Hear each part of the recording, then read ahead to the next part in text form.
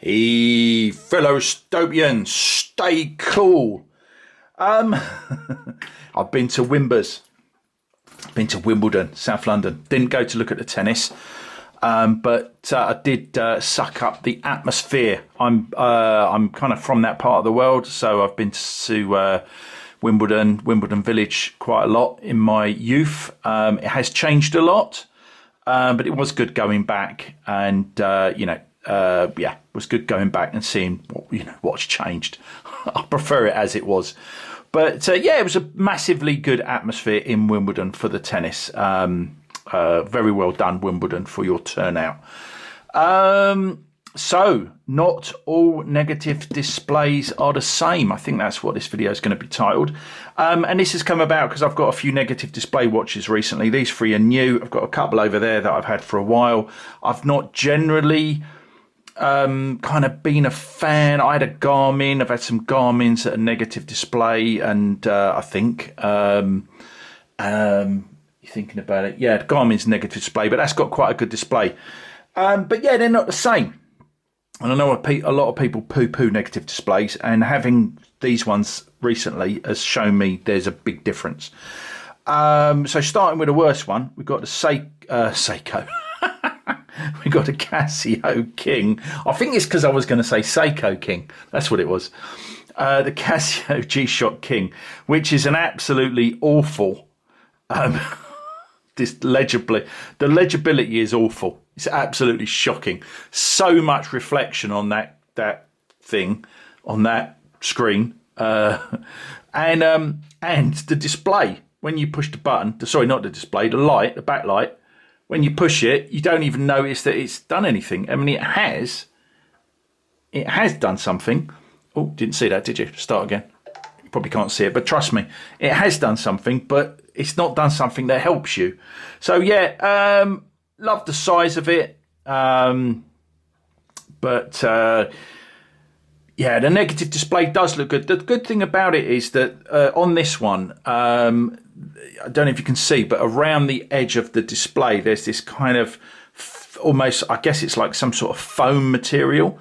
I don't know if you can see it there. And that is an extra level of shock protection. Now that is black, so it kind of works with the whole thing about negative displays for me is they match the style of the watch. If you've got a blacked out watch, it may as well be a negative display because it's properly blacked out.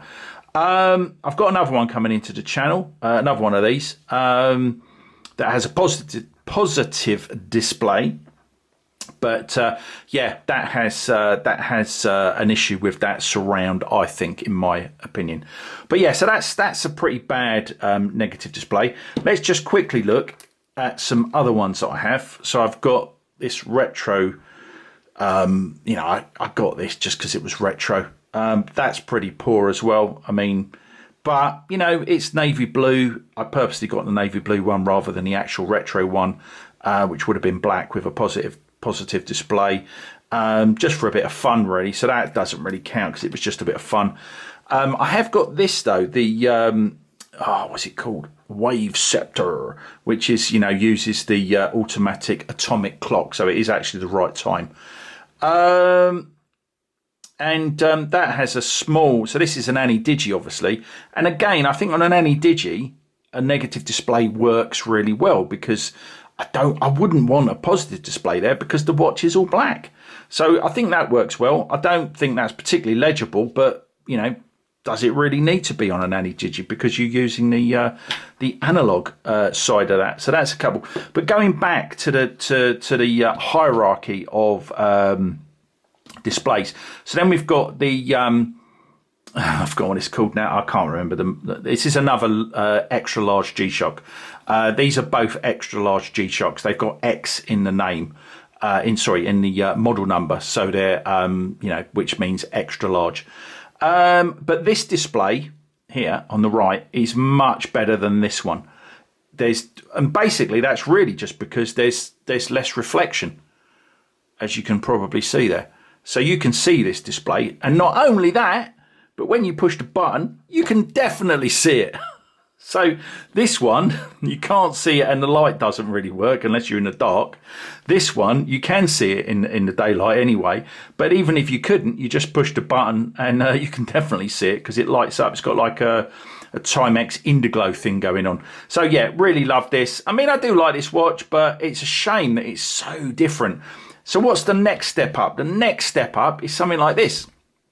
This is, I can't remember what this display is called, but it's a much more expensive watch. These are about 100 quid list, under 100 list originally, but I had to pay a bit more for this, my only used watch, because I particularly wanted it and it's discontinued.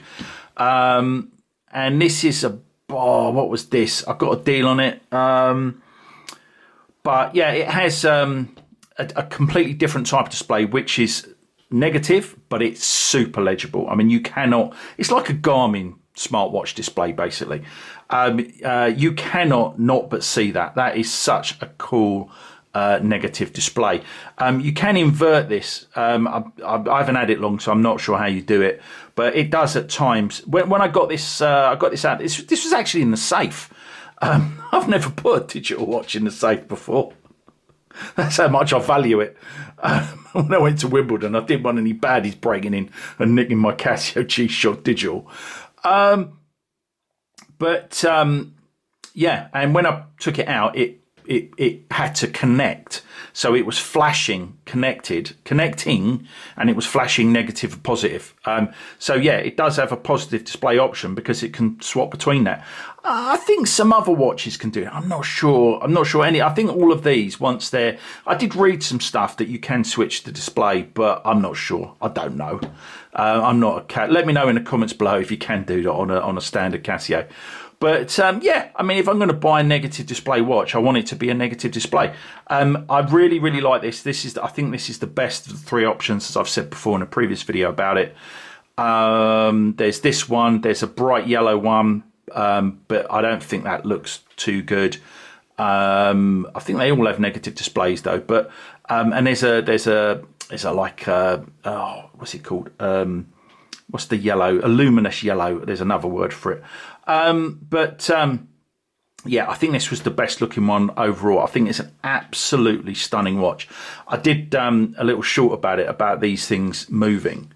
But what I didn't mention is, can you hear that? They actually make like a bezel turn. It's a lovely little noise. I don't know if you're meant to turn them. You would think that would be part of a function, that you have something on the watch and then you'd do that to turn it up or down. But I don't think it is. I think they just turn. Why they make that gorgeous noise? I'll stop doing it. I've broken it. I don't know. But I absolutely love this watch. But yeah, that was it. Little video there. Might keep it under 10 minutes just to sort of talk about negative displays. And they are not all the same. But for now, one wrist, live it.